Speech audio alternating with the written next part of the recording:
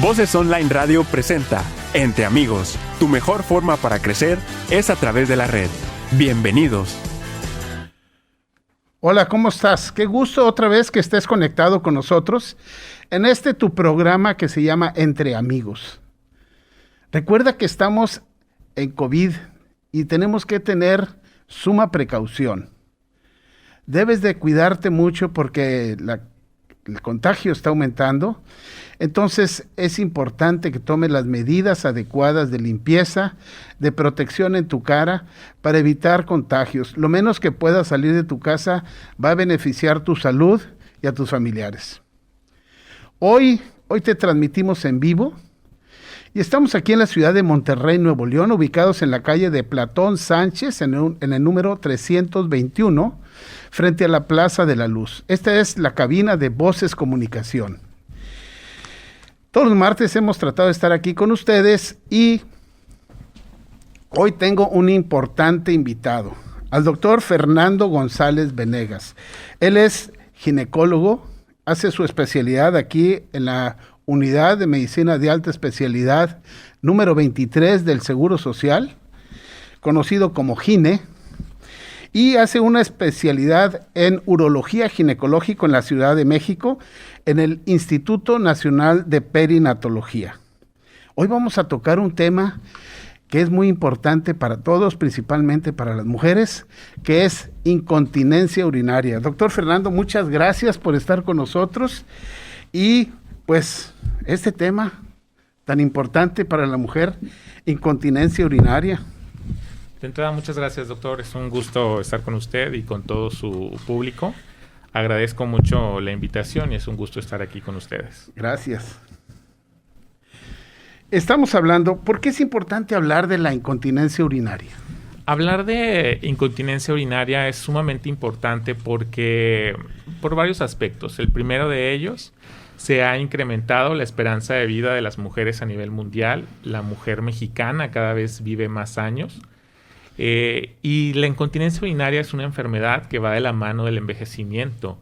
Por lo tanto, cada vez es más frecuente, cada vez la vemos más.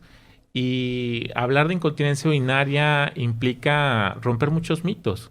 De pronto se generan importantes mitos alrededor del tema y creo que es importante poner sobre la mesa esta enfermedad. La incontinencia es la pérdida de orina al esfuerzo, al toser, al estornudar, al cargar algo, ¿no? Así es, existen diferentes tipos de incontinencia urinaria y esto es un punto muy importante que hay que transmitir, que hay que identificar precisamente cuál es el tipo de incontinencia que está presentando la mujer.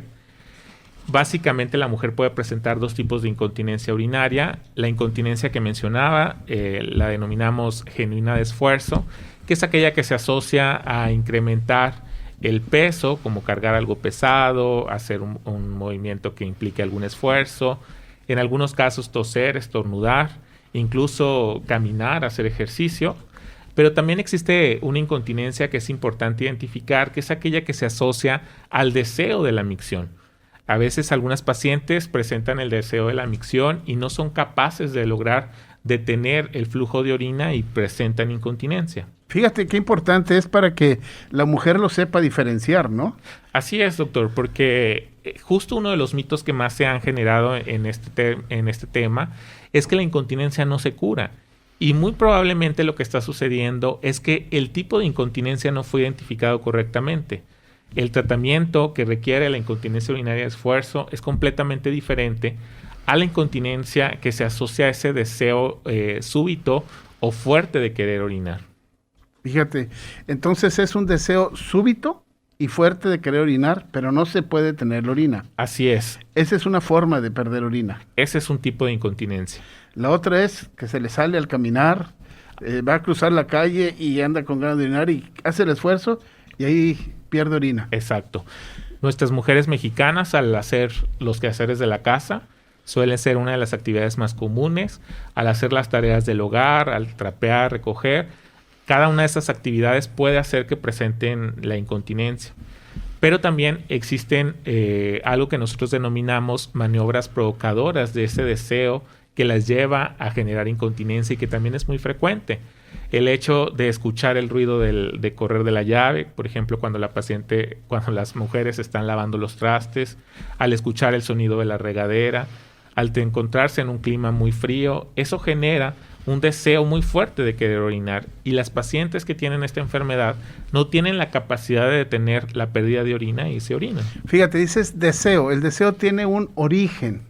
¿Cómo podríamos o cómo se clasifica el origen de la incontinencia? La incontinencia urinaria se ha asociado principalmente a algo que no podemos negar, que es el envejecimiento. La capacidad de que la mujer sea continente, que no pierda orina, es gracias a las estructuras del piso pélvico, algunos ligamentos que hacen que esa uretra, que es como una manguera que comunica la vejiga hacia el exterior, tenga el soporte suficiente como para mantener cerrada el almacenamiento de la orina. Conforme pasan los años, estas estructuras se van a debilitar y eso hará que esa manguera, con cualquier movimiento, pierda la capacidad de mantener cerrada la salida de la vejiga. El que sea más frecuente en la mujer que en el hombre es porque la uretra de la mujer es más corta que la del hombre. Así es. Y otro factor importante en la mujer es que también la uretra tiene receptores para los estrógenos.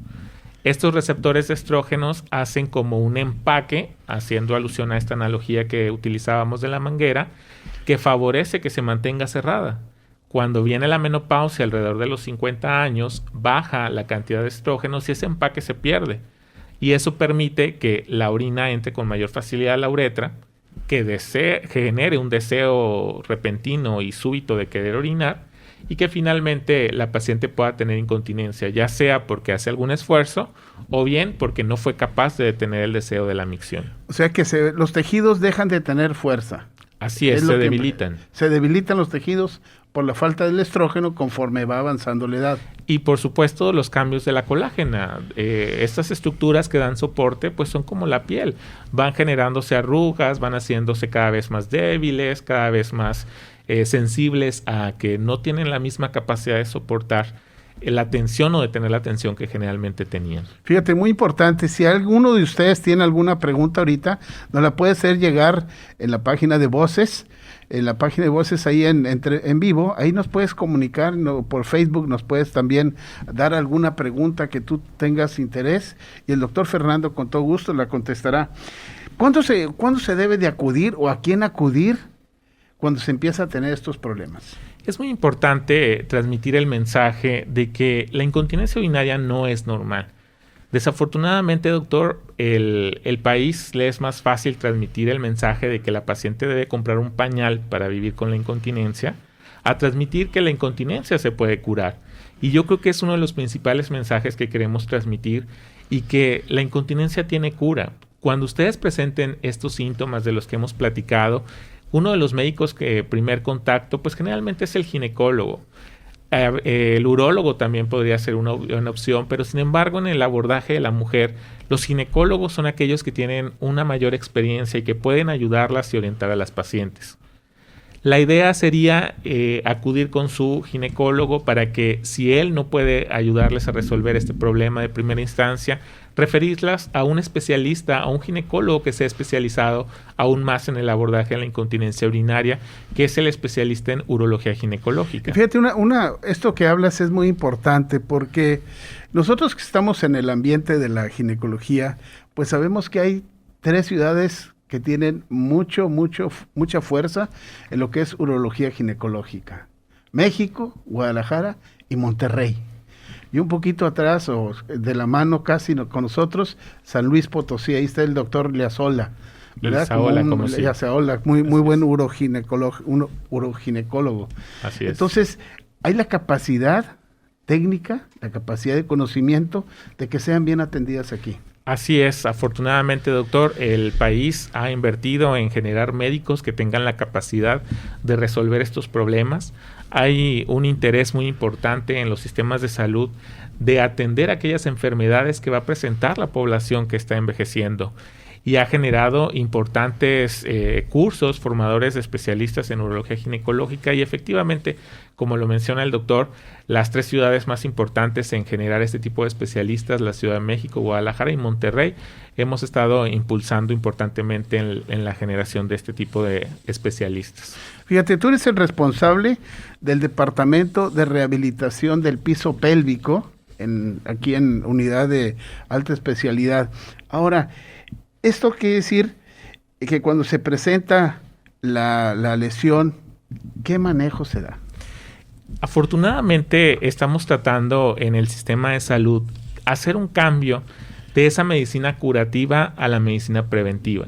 Generalmente todas las enfermedades de nuestro país se abordan desde el aspecto terapéutico, es decir, tratando de curarlas, y poco hacemos en prevenirlas. Sin embargo, las enfermedades que afectan a las estructuras del piso pélvico tienen en particular que son generadas en la edad reproductiva, cuando la mujer experimenta el embarazo, el nacimiento de sus bebés. Ahí se generan las lesiones que van a generar incontinencia urinaria, prolapso de órganos pélvicos. Sin embargo, es gracias a la juventud que este tipo de lesiones se pueden compensar. Pero cuando viene el envejecimiento y cuando se asocia la pérdida de estrógenos, se harán evidentes este tipo de enfermedades. Si nosotros empezamos a hacer medidas preventivas desde que la mujer se embaraza, después de dar a luz, podemos disminuir importantemente el número de enfermedades que afectan al piso pélvico. Qué importante es esto, que la gente tenga este conocimiento de la medicina preventiva que se puede hacer, se hace en institución, lo haces en el medio privado también, y entonces pues es una ventaja para ellos porque ya van a tener una atención esmerada, con profesionalismo, para estas lesiones que se están presentando, ¿sí? ¿De qué se encarga entonces el uroginecólogo?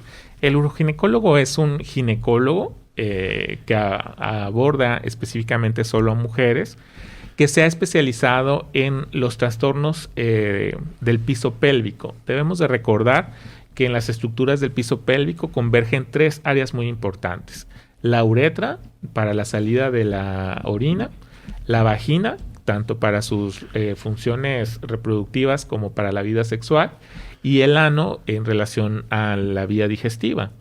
El especialista en urología ginecológica ha tomado las capacidades y se ha entrenado en poder resolver aquellos problemas que convergen en estas 3 zonas. El tener un problema de incontinencia urinaria afectará a la vagina y afectará al recto y viceversa. Es decir, nos hemos especializado en poder resolver las áreas que afectan a la mujer en esta zona. Fíjate qué bien. Entonces, ustedes tienen esa especialidad.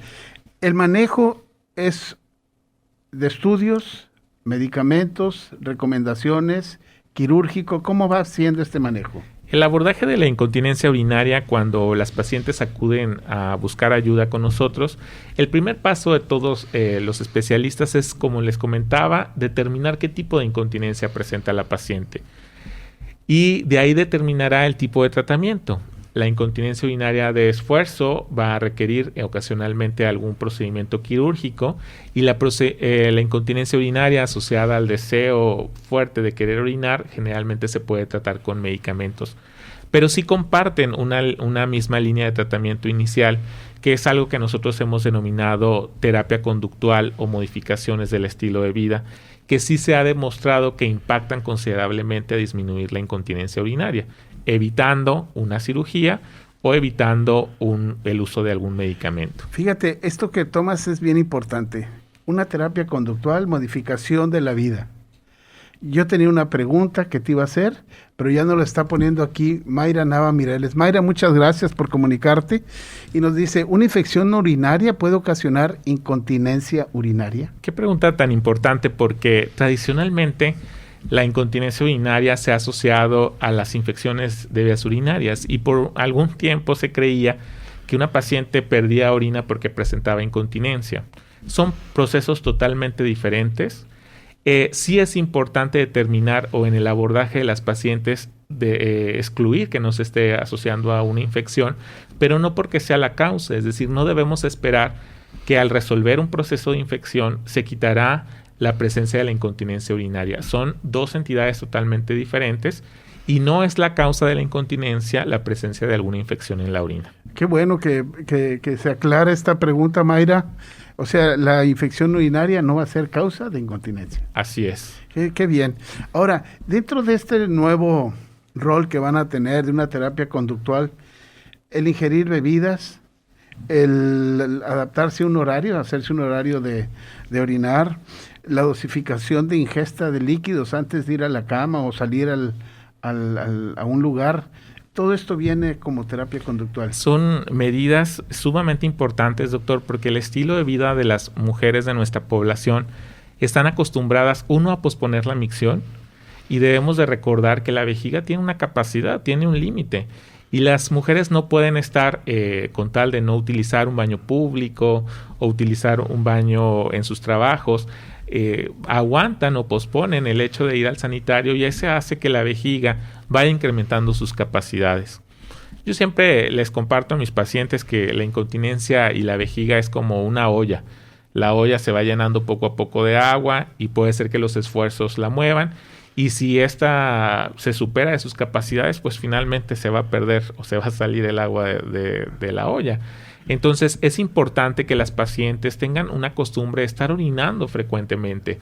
La mujer no debe de posponer la micción más de 3 horas, es lo recomendado.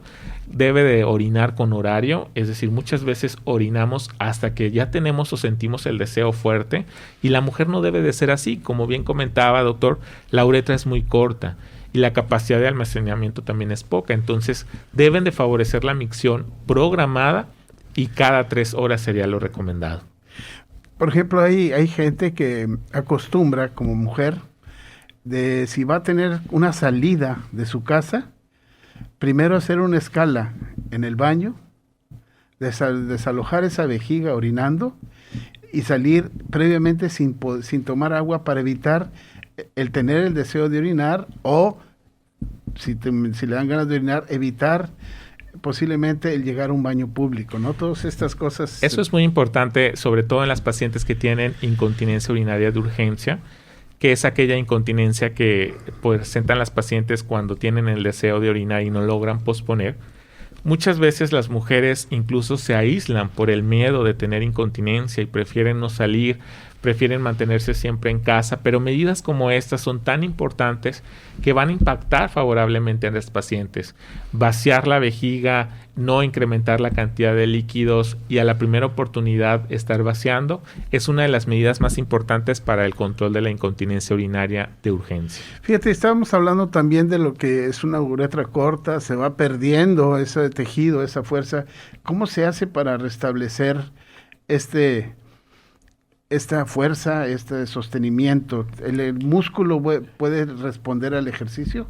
Uno de los aspectos más importantes es fortalecer los músculos que rodean la uretra y la vagina en los tradicionales o muy comunes ejercicios de Kegel, que son ejercicios que tiene que realizar la mujer desde que se encuentra en la etapa reproductiva. Estos ejercicios los debe realizar siempre, en todo momento y a lo largo de su vida. Evidentemente existen esquemas y existen frecuencias de cómo se deben realizar. Y también quisiera recomendarles que cuando decidan iniciar realizar los ejercicios, acudir con un especialista, porque muchas veces la mujer se confunde entre creer que está haciendo bien el ejercicio cuando en realidad está haciendo otro movimiento, otra fuerza, y no ayuda a lo que estamos buscando. Generalmente estas pacientes deben de contraer los músculos que rodean la vagina, y a veces sucede que la paciente hace lo contrario, puja y cree que así lo está fortaleciendo, y eso es contraproducente. A veces levanta los glúteos, a veces trata de hacer algún movimiento en otra parte del cuerpo. Por eso es importante acudir con el especialista, reconocer los músculos que tiene que ejercitar y hacerlos siempre, en todo momento. Qué bien.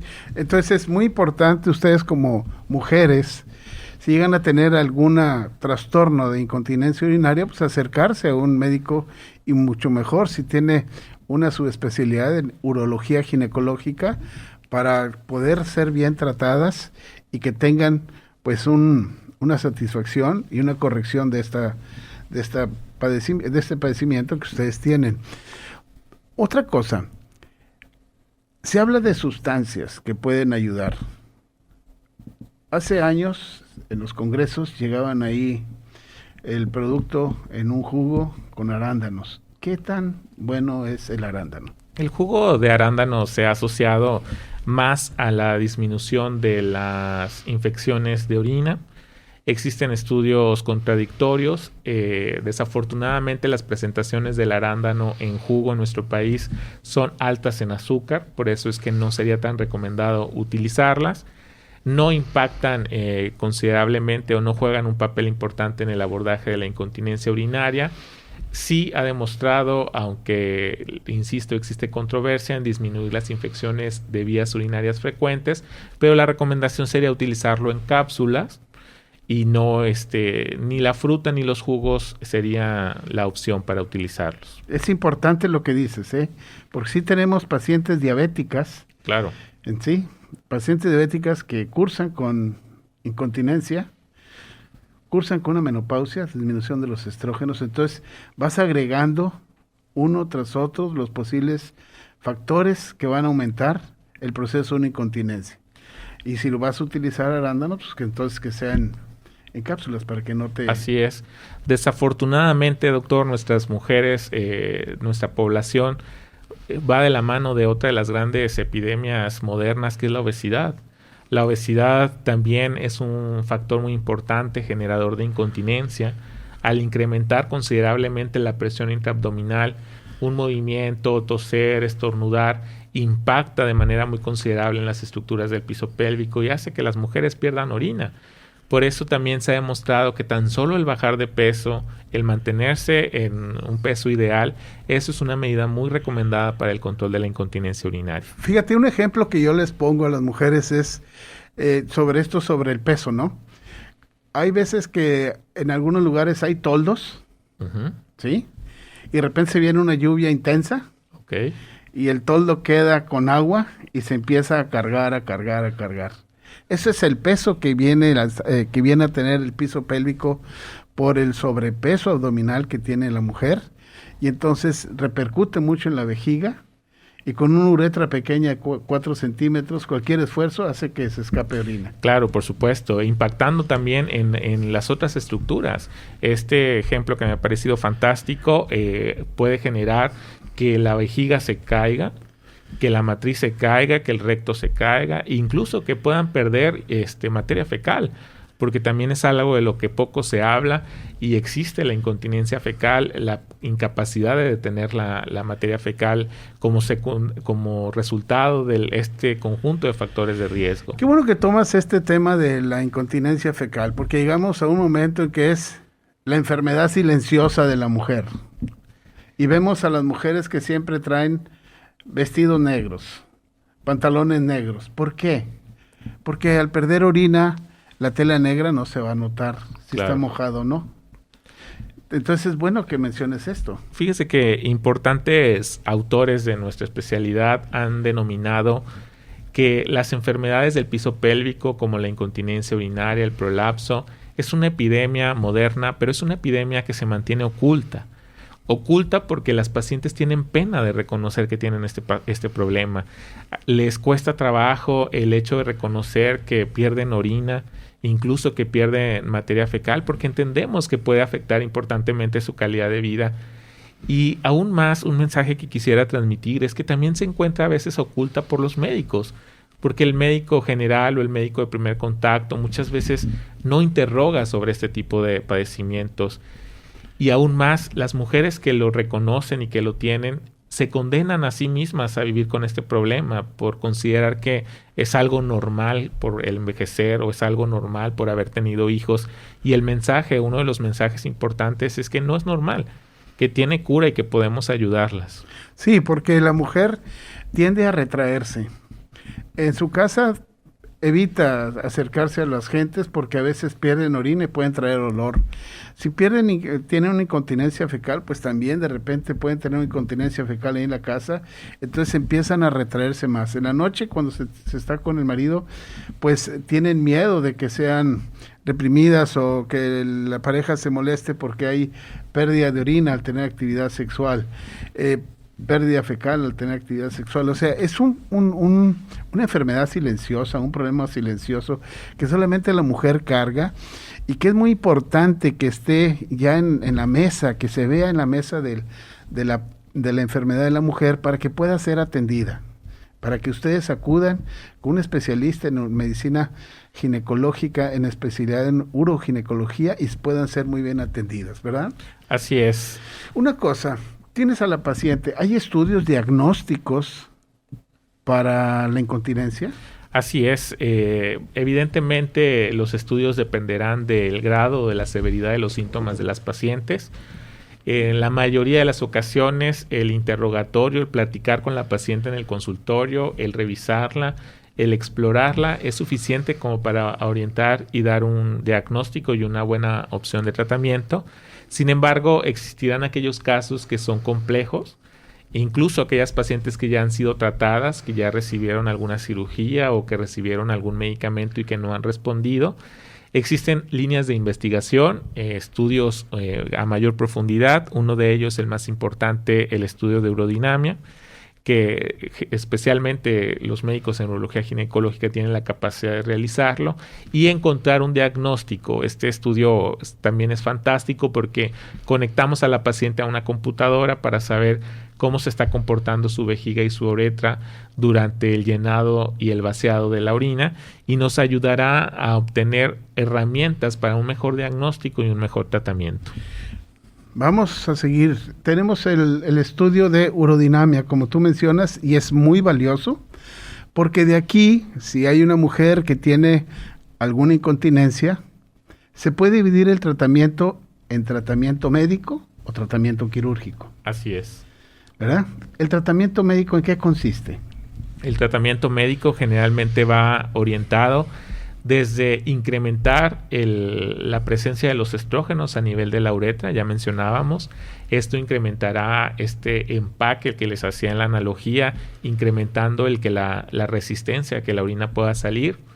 Generalmente se utilizan medicamentos locales en crema con una aplicación ahí a nivel vaginal, o incluso pueden utilizarse medicamentos vía oral que tienen la finalidad de detener un poco la actividad de la vejiga. Muchas veces este deseo súbito de querer orinar es que la vejiga, que finalmente es un músculo, se contrae sin que lo pueda controlar la paciente. Al utilizar este tipo de medicamentos hace que la vejiga se mantenga relajada y que se active solo en el momento en el que la paciente vaya a orinar. Fíjense qué bien, ¿no? Que tenemos medicamentos. Entonces, el diagnóstico de incontinencia normalmente debe ser bien valorado por una valoración urodinámica. No todas las pacientes requieren evaluación urodinámica. Habrá algunas indicaciones, pero sí requieren una evaluación por el especialista en urología ginecológica, que es quien tendrá la capacidad de diferenciar entre qué tipo de incontinencia y qué tipo de tratamiento será el más adecuado. Entonces, la evaluación urodinámica nos dice qué tipo de incontinencia tiene y nos guía sobre el tratamiento. Nos dice qué es lo que ha sucedido, por qué no. Generalmente está indicado en pacientes que no respondieron. Una paciente que se operó y no mejoró, una paciente que está utilizando un medicamento y no mejoró. Entonces vamos a la búsqueda de entonces qué más está sucediendo. Uh-huh. ¿Algún otro estudio diagnóstico para las pacientes? Existen algunos estudios un poco más sencillos que no requieren del uso de un sistema computacional, como es una cistometría, que se puede hacer en los consultorios, en el que se trata de llenar la vejiga para ver qué capacidades de orina tiene y se realizan algunas pruebas como toser, pujar, para determinar el movimiento que puede tener la uretra, las pérdidas que presenta y es orientarnos en el tratamiento. Qué bien. Hay pacientes que no pueden dormir, que se levantan continuamente a orinar. ¿Esto es incontinencia? Es una asociación muy importante, doctor, que se presenta en este tipo de pacientes que presentan incontinencia urinaria de urgencia. Esta enfermedad se llama vejiga hiperactiva. Es una enfermedad que hará que las mujeres orinen muchas veces durante el día, que despierten frecuentemente durante la noche y que eso también es importante decir que la necesidad de orinar no tiene por qué afectar la capacidad del sueño de las pacientes. Una mujer en edad reproductiva, joven, antes de la menopausia, no tendría por qué despertar durante la noche. Una mujer que ha entrado a la menopausia se acepta que se despierte una y cuando mucho 2 veces durante la noche. Cuando no puede dormir, cuando llega a tener pérdidas de orina en la cama, puede ser que la incontinencia urinaria se esté asociando a que es otro tipo de problemas del piso pélvico, denominado síndrome de vejiga hiperactiva. Síndrome de vejiga hiperactiva, para que lo conozcan las mujeres que están padeciendo de muchas veces levantarse en la noche a orinar, no poder descansar y saber que al día siguiente tienen un arduo trabajo, ya sea en la casa o en la oficina, y que van a estar otra vez batallando. Deben de acercarse a ser atendidas para que se les resuelva este problema. Actualmente se está haciendo tratamiento, ya ves que el COVID nos ha limitado mucho. ¿Actualmente estás haciendo tratamientos en medio privado y en el institucional? Sí, ha impactado considerablemente la atención de este tipo de pacientes, dado que generalmente nuestra población está en el grupo de riesgo. Generalmente todas nuestras pacientes son mayores de 50 o de 60 años. Desafortunadamente ha impactado porque no les hemos podido ayudar en resolver su problema y aparte de estar aisladas por la pandemia, pues viven aisladas con su problema de incontinencia y bueno, esperemos que esto termine pronto para ayudarles a mejorar su calidad de vida. Qué importante sería que pudiéramos ya salir de esta pandemia.